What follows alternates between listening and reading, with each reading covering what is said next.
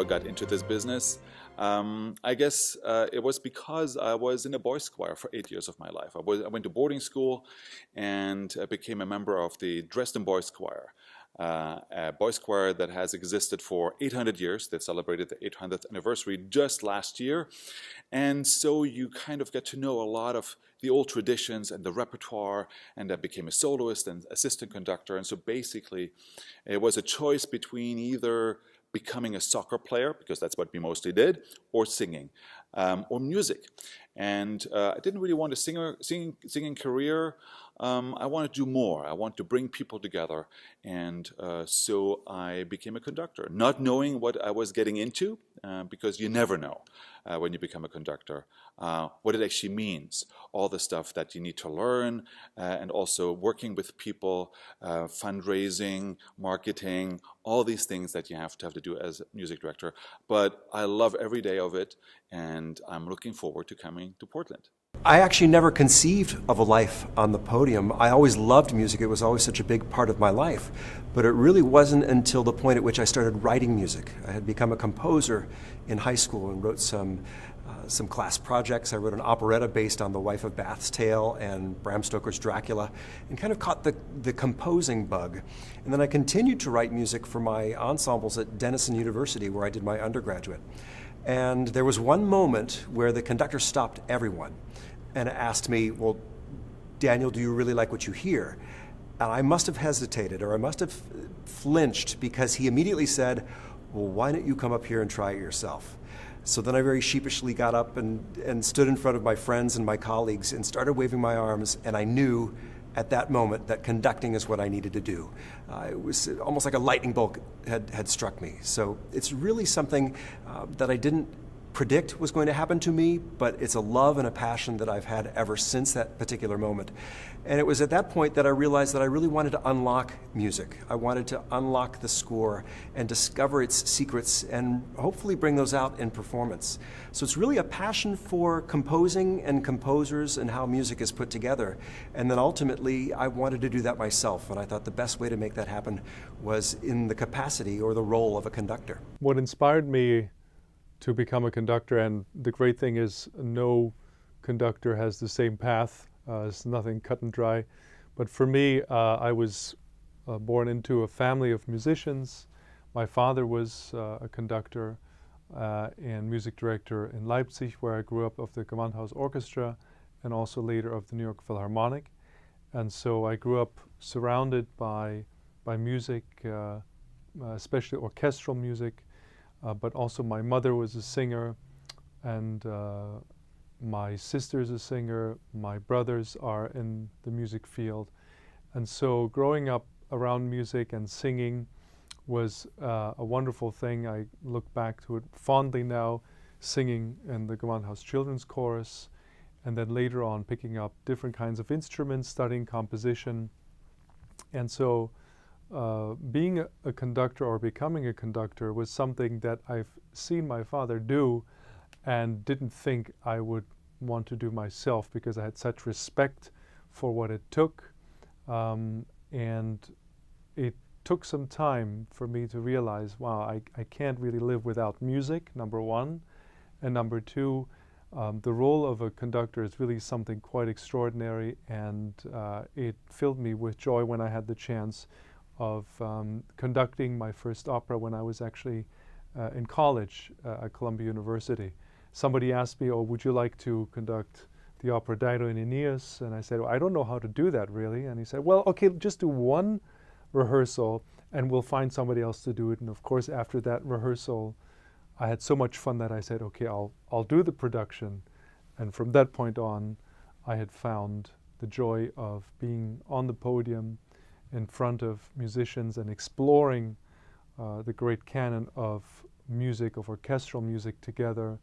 And so I love to do it to this day and beyond, and certainly will look forward to doing that with the Portland Symphony Orchestra.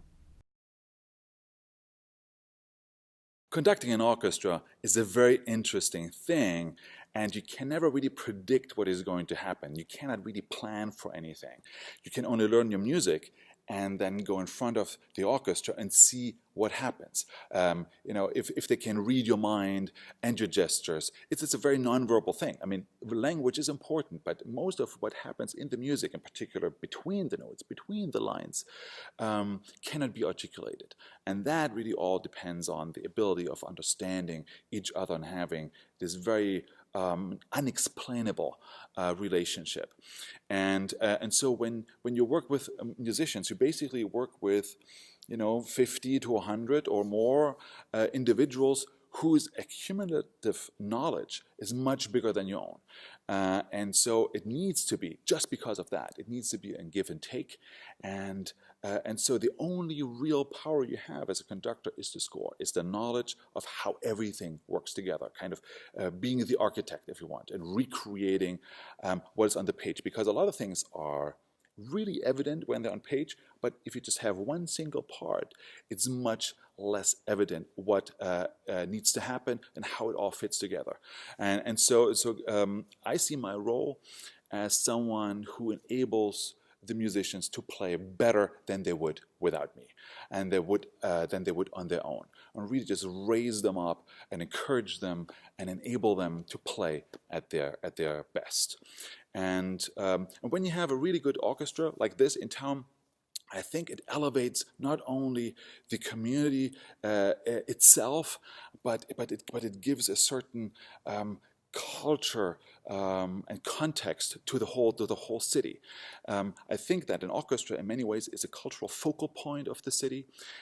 We reach so many diverse audiences between the classics and the pops and the education and the outreach concerts, and so we have so many people that we touch, and not everybody comes to the classics concerts, but I think everybody has the chance, and eventually might, with age and maturity and time and financial resources, will find their way to potentially come to the classics concerts, which are, of course, the main meal, if you want, of and the main mission of an orchestra.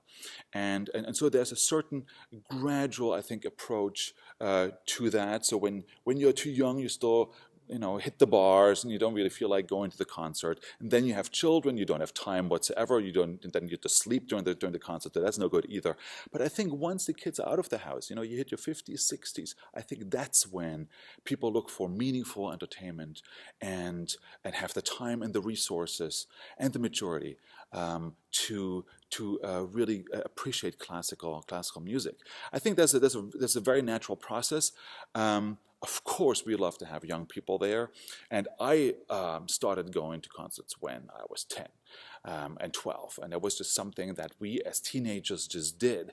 But maybe it's just a boys' choir thing. But I loved it, and I loved to give feedback when I was in the audience. I loved to boo when I didn't like it, and so there was no real politeness. And that was East Germany, and we still booed because it makes this interaction much more energetic and interesting instead of predictable.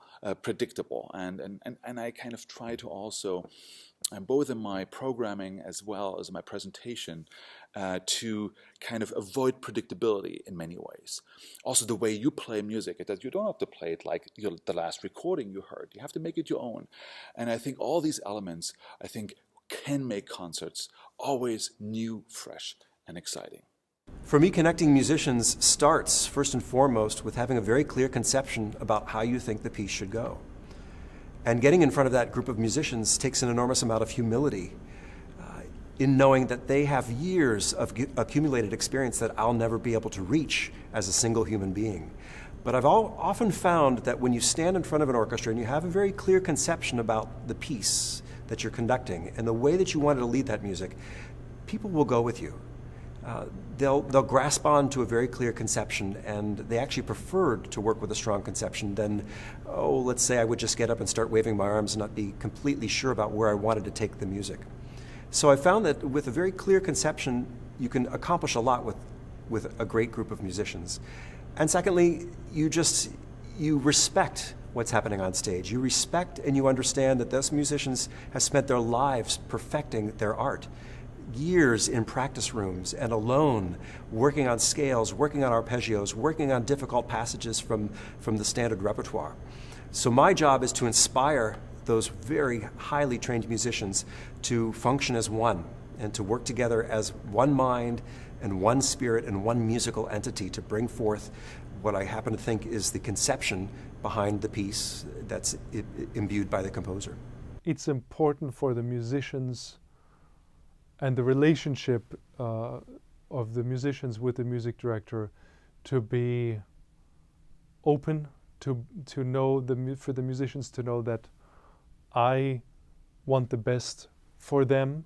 I want the best for the music, that we come together to pull in the direction of the vision of what the composer wants in terms of the actual content and the work on the stage and in the rehearsals.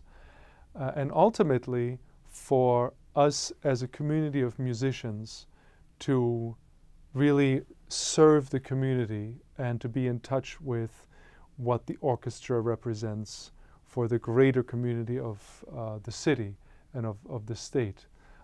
It's important for me to have a very healthy relationship, knowing what an orchestra needs at the time, what it's going through, both individually and as a group, to be able to identify what are the things that need to happen in order to improve this organization and improve the orchestra.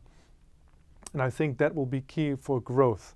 The accessibility, transparency, and trust, something that we try to create through the music. Music is given to us because it cannot happen without trust. It cannot happen without commitment and without a mutual understanding that we would like to do the best we possibly can to get these sounds out the way composers have intended.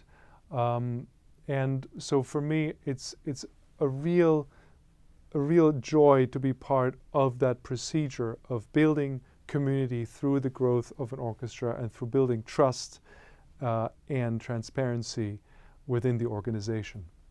I think classical music is relevant today because it forces us to listen and to experience music in a different way, in a way that's different from the way that we conduct our lives. I mean, if you think about it, we spend a lot of time on personal devices and we're racing from one thing to the next. And the great thing I think about classical music and the thing that it has going for it is that it really demands that you give yourself up. It demands that you take some time to sit, to turn off your devices, to appreciate, to enjoy, to absorb, and to listen deeply. And I think the great thing about the music is that there's such a richness and a depth and a complexity to classical music that if you give of yourself, if you really give yourself over to that experience, you're going to reap an enormous reward, and you'll be able to experience something that you wouldn't be able to, let's say, if you were just listening to something in the car or passing by or something on the street. That's what I love about this music, is that it demands a lot of me and it demands a lot of listeners, but at the end of the day, it also benefits, it gives enormous benefits, and there's so much that you can reap from an experience when you give yourself over to a great performance of a great piece of music. I believe an orchestra has the opportunity to be the center of life, of cultural life, of inspiration for a community of a city. The role of a modern orchestra is to not simply play the great pieces of music of the heritage of the world extremely well. There are a lot of orchestras who can play extremely well these days. It's much more important for a modern orchestra to be able to make that relevant, to make it palpable, to make it come alive in the community that the music is presented and that the orchestra is in, to make it understand that we're not just here for entertainment, we are here to build a relationship that goes much deeper, where people feel I'm going to step into a concert, or I'm going to be part of an event that is with musicians of the orchestra, where they feel anything can happen now. I feel safe, I feel filled with joy, and I feel inspired. And it's for all ages. So the modern orchestra has the opportunity to mean that for the community to be able to reflect what it's going through. And I'm not just saying on the surface, I'm saying quite deep down on a profound level, and that includes challenges, and it includes celebrating the moments that the community is celebrating. And so part of that, of course, is celebrating the heritage of music, looking forward, building repertoire, doing things that perhaps no other orchestra will do, and certainly being open-minded and being in dialogue with the audience and giving them a glimpse of what the richness of music can bring to a community when it's exposed to live concerts. Part of great programming for me is this idea that you're taking the audience on a journey or an adventure. You're giving them something that perhaps they already know or they already like, but then also going a little bit further afield, or maybe a piece that people aren't that familiar with, or an experience, a musical experience that just gets them excited about the possibilities for things that they may not know quite yet. So for me, good programming is a balance between love of pieces that people already know and love, and love of works that inform those works, or amplify those works, or add to the adventure, or the sense of just not knowing completely what to expect. I think you should always go into a concert experience with some sense of wonder and discovery. So for me, in putting together a great concert or a great season, that's really my guiding philosophy. For me, it is super important to have both known and unknown repertoire on the program. Just because I think the listening experience is very different. If you listen to a piece that you know and you can anticipate what is going to happen versus a piece where you have no idea what you're getting into. So it's much more adventurous, but adventure can be a tricky thing in music because some people don't really like adventure that much in music. And so I try to be very careful about what kind of music I pick when I pick living composers. And there's a huge difference between American contemporary music and European contemporary music. And I find that American contemporary music is much more accessible, much more in the romantic vein, if you want, and much more speaking the language that can be immediately understood. And so it's really important that it doesn't take several listenings to understand a piece, but that you can appreciate it right away.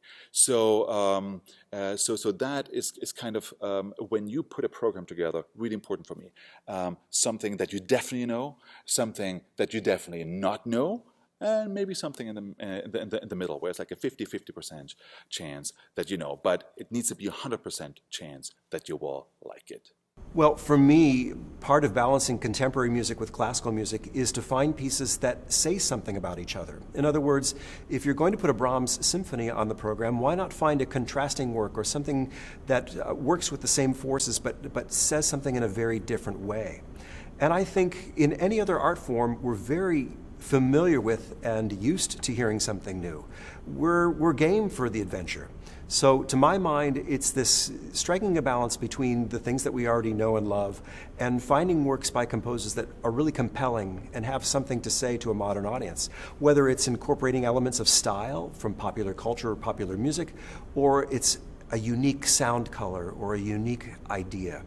I like to put those elements together, not only in terms of contrasting, but just taking the audience on a journey, on a specific ride. I think we certainly have a responsibility to perform the music of our time. And I think the good news is that composers are very attuned to audiences today. They really care how audiences react to their music and how people receive their music. That's not to say that it should always be pleasing or beautiful. I mean, I think there's some really serious and incredible pieces that investigate worlds of sorrow or pain or war or negativity. And I think great art does that. It makes us search. It makes us think beyond ourselves and to think what this art has to say about us and about our lives. So the good news, as I said, is that there are plenty of modern composers, including Jennifer Higdon and John Corigliano and Arvo Pärt and Richard Danielpour. There's really composers that care a lot, or Christopher Theophanidis. They really care a lot about how how their music is received by their audience and how it's understood. So it's important to me to find those composers and find those pieces that really resonate with a modern audience and put them right alongside the pieces by Brahms and Beethoven and Tchaikovsky and Mozart that we already know and already love. I think that contemporary music is absolutely vital for many reasons. One, it's a way for an orchestra to keep its interest and its curiosity fresh, to know what's happening and what composers have to say now, in order to also promote not just its own sound, but the sound of the future. It's important to keep relationships to living composers and perform contemporary music as often as possible, especially in conjunction with the standard repertoire of the classical style between Haydn all the way to the 20th century. I think it's important in terms of the language of music, which develops, but which becomes fresh and gives you new vocabulary to actually interpret the old masters.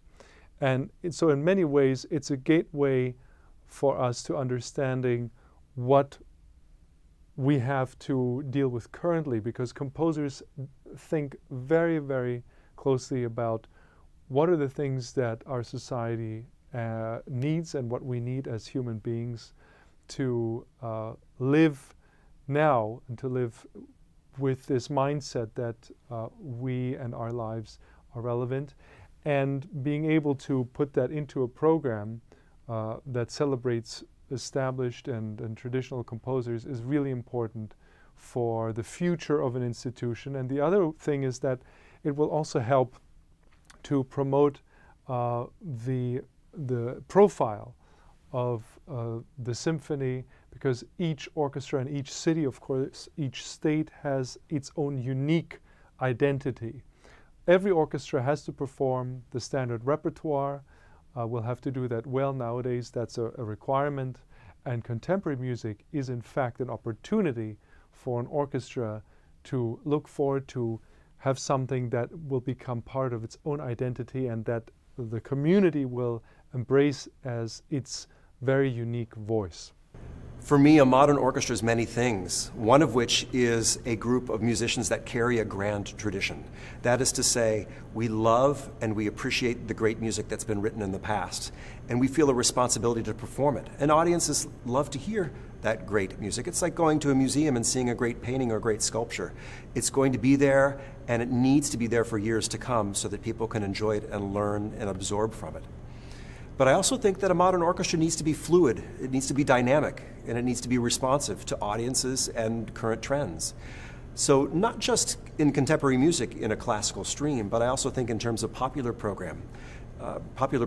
I think you need to be on the front edge of what's happening in the streams of music and in art and in appreciation.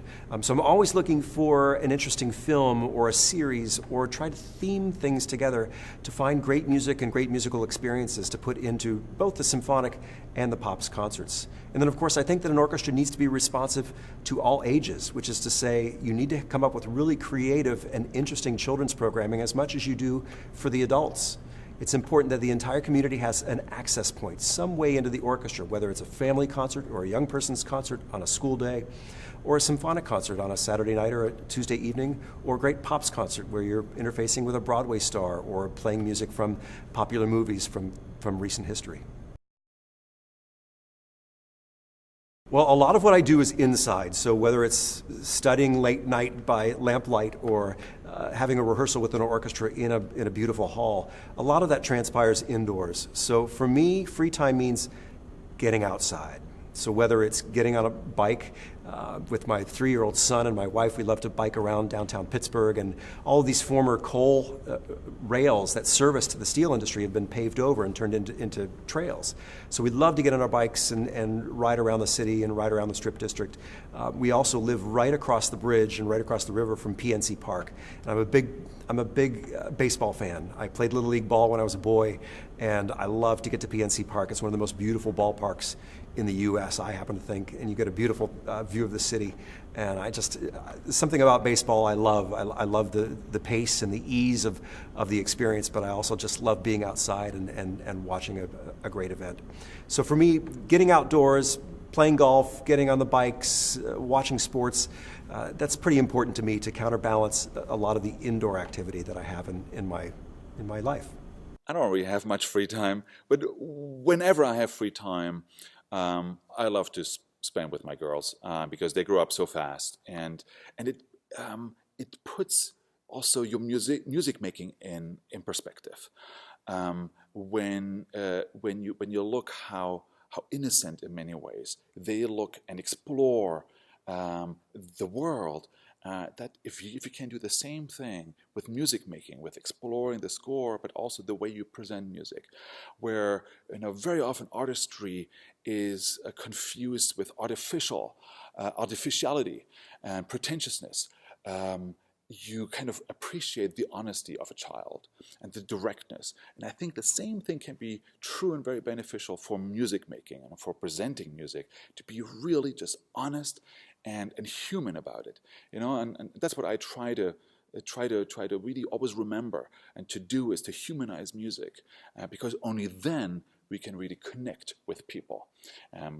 There's nothing more distant to me than a perfect performance, because very often a perfect performance goes in hand with a distant performance, and so having this human aspect of music is really important to me. In my spare time, I like to spend as much time as possible with my kids and my wife.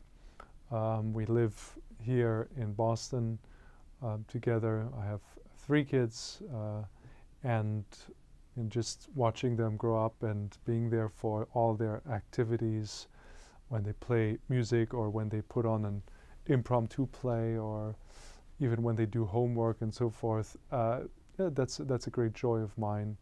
And when I read or when I listen to music or when I experience a film or things that I'm doing for the first time, I immediately think about the kids, what would be interesting to them, what do I share with them. So certainly when you have kids, there's something that is linked so closely to this age group, and you try to remember what you had as a child. And of course, I talked a little bit about growing up as a boy in Germany, in the town of Leipzig, which had so much music and so much musical heritage. And it's just a joy for me to see that here in Boston, there's such richness of music, of life, and that they're having so much fun with that, and that I'm able to be part of that and exploring this area everywhere between Massachusetts all the way up to Portland, Maine. The impact of classical music is an interesting question, because usually it's not the piece that moves you. It is the performance that moves you. And so I make a big difference there, because sometimes pieces that should move you don't. And the question is, why? Are you not ready?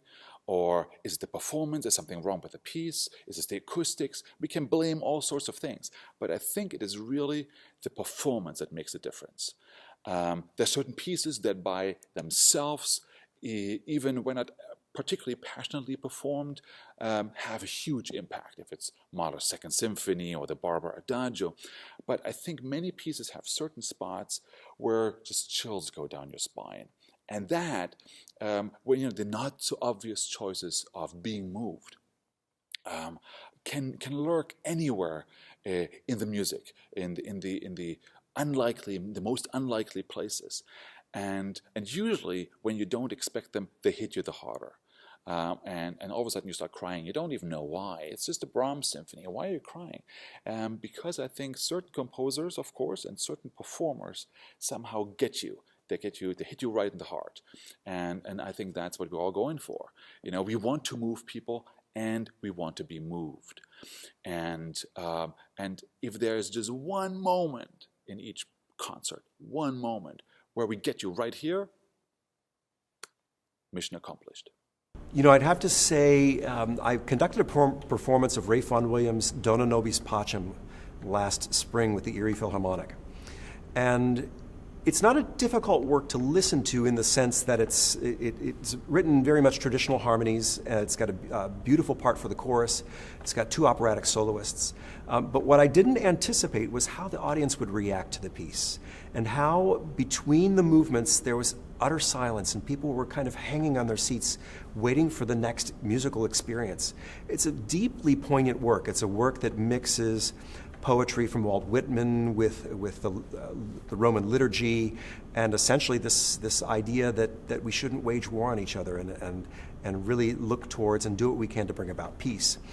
And so these extra musical parts of the piece, I didn't appreciate how that would affect the audience and how poignantly it would. And I found out, of course, upon the applause, but also after the concert when people came to me and talked to me about the experience, that was the piece they remembered most from the concert, but it's also the piece that resonated with them the most. It really moved them, it touched them, and it touched me deeply to know that this, what I thought was a really fine performance, touched the audience in the way that it did and changed them. And they'll never think about Vaughan Williams' music in the same way, quite that way again, and they'll remember that performance for many, many years to come. So that was a deeply poignant and moving experience for me, and one that I didn't completely appreciate while I was on the podium. I mean, I knew that there was something special happening, but I didn't fully appreciate how it was resonating with the audience until afterwards. The last time that I was deeply moved by the power of music, and to be honest, I feel so thankful when I have these experiences quite often these days, especially traveling both to my hometown. I spent some time there recently in Leipzig, and I had some wonderful experiences there. But also, just last month, I got to conduct the memorial of my late grandmother, who was a major influence in my life. As you can tell, I'm not just German, I'm also Japanese. My mother's Japanese. She comes from Tokyo, the capital of Japan, of course, and we were in a church that was actually built by my great-grandfather, and that was the first time that was ever inside of this church. My father also,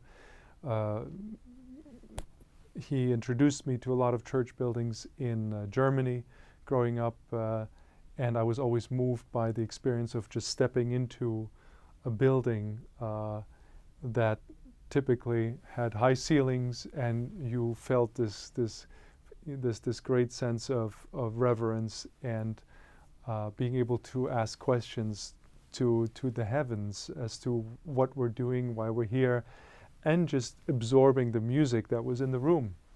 And this church that we had the memorial in decided to realize a last wish of my grandmother. She said that she would like to have a cantata performed at her funeral, which is a cantata called Aus der Tiefe schrei ich zu dir by Johann Sebastian Bach. And we assembled a large choir and musicians that met for the very first time for this memorial, and it was just a wonderful experience to bringing all these people together who had known my grandmother. Some of them didn't know.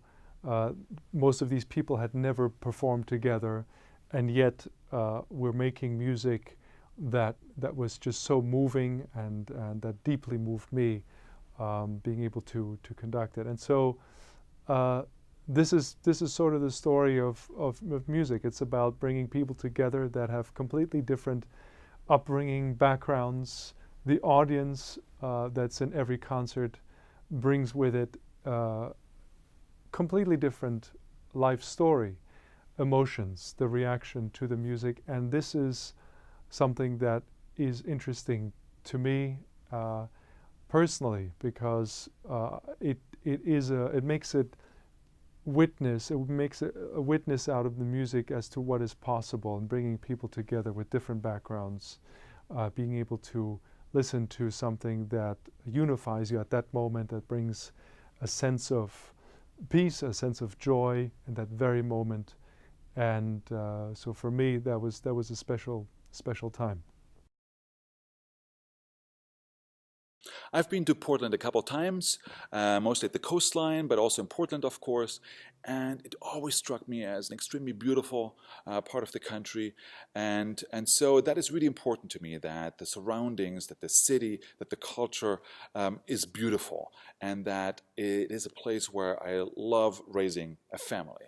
I have 2 daughters, Victoria and Sophia, 6 and 9.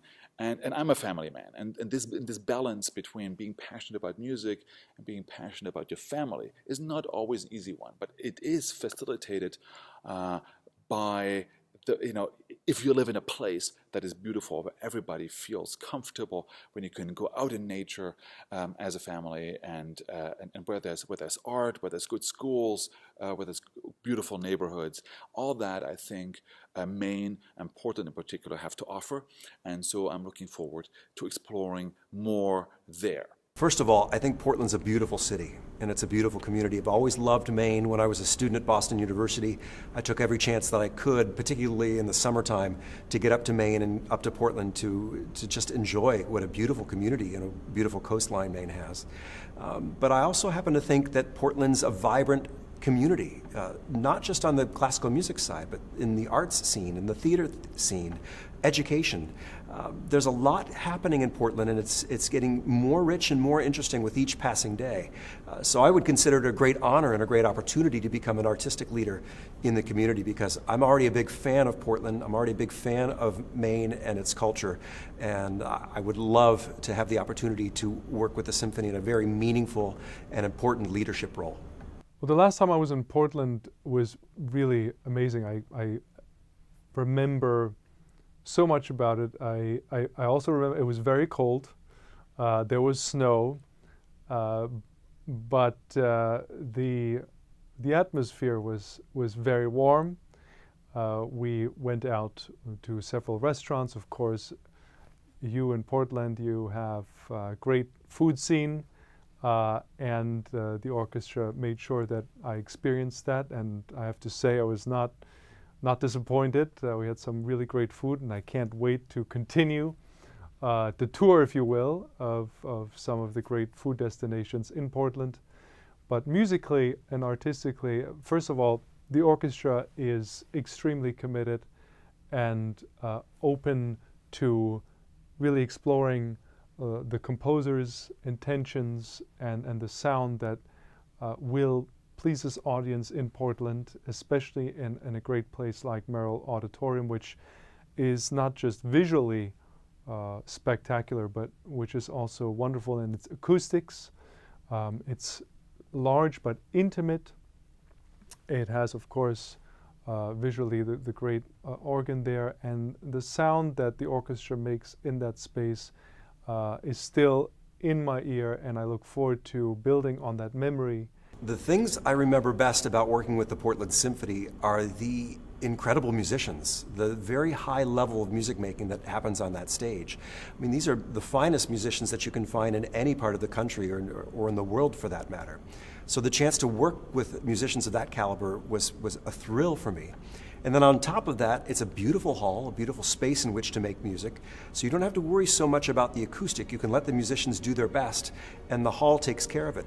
And I guess the third aspect of it was just a very warm and a very friendly audience. I remember it distinctly, that people love this orchestra and they want to see it do well. And all of those things, I think, conspire to make it such an incredible memory for me, and one that I'm hoping to repeat when I come back to Portland.